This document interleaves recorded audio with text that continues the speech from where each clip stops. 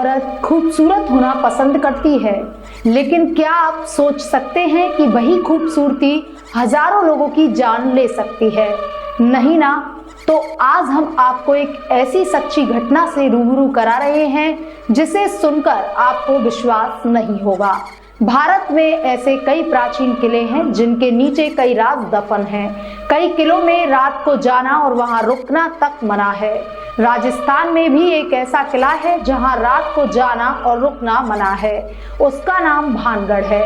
लोगों का कहना है कि भानगढ़ के किले में रात को प्रेत आत्मा भटकती हैं। Kenapa tak tidur lagi? Ha?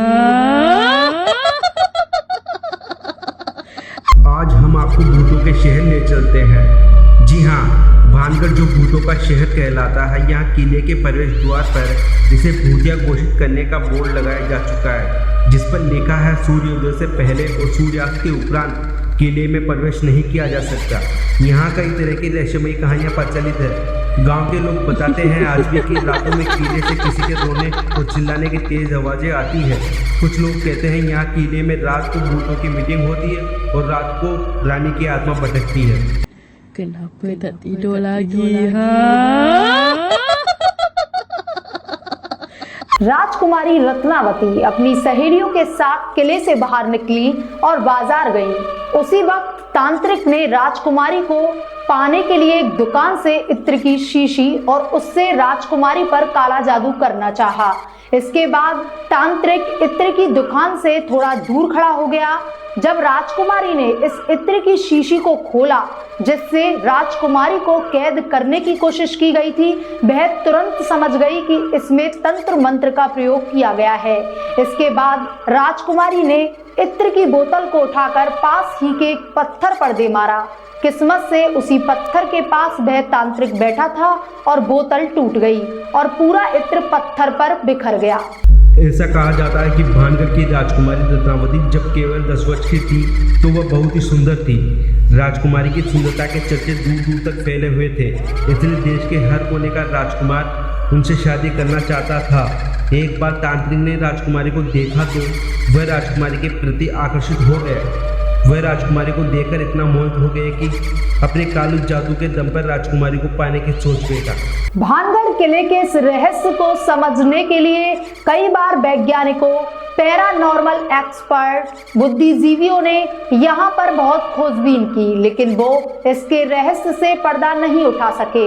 इन रहस्यमयी घटनाओं के कारण ही पुरातत्व विभाग द्वारा ही किले के प्रवेश द्वार पर इसे भूतिया घोषित करने का बोर्ड लगाया जा चुका है।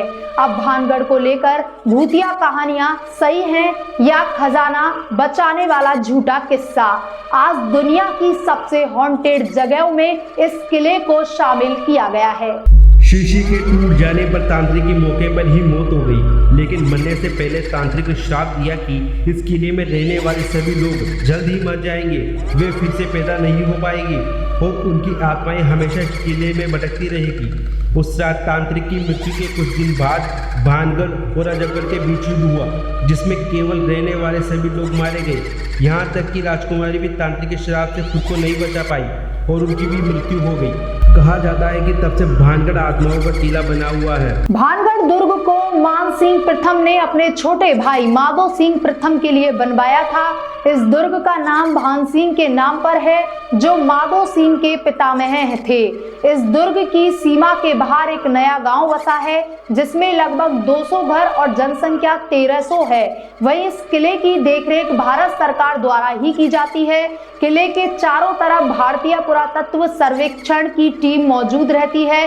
पुरातत्व विभाग द्वारा इस क्षेत्र में सूर्यास्त के बाद किसी भी व्यक्ति के रुकने की अनुमति नहीं है। भानगढ़ को दुनिया में सबसे हॉन्टेड कहा जाता है। लोग यहाँ आने से डरते हैं। इस किले की प्रमुख संरचनाओं में इसके प्रसिद्ध मंदिर सम्मिलित है, जिनमें भगवान सोमेश्वर मंदिर, गोपीनाथ मंदिर, मंगला देवी मंदिर और केशव राय मंदिर से प्रमुख है। भानगढ़ किले की कारीगरी की बहुत तारीफ की जाती है। इसकी बनावट में मौजूद पत्थरों से लेकर सुंदर शिल्पकलाएं, पत्थरों पर हाथों की कारीगरी साफ दिखाई देती है।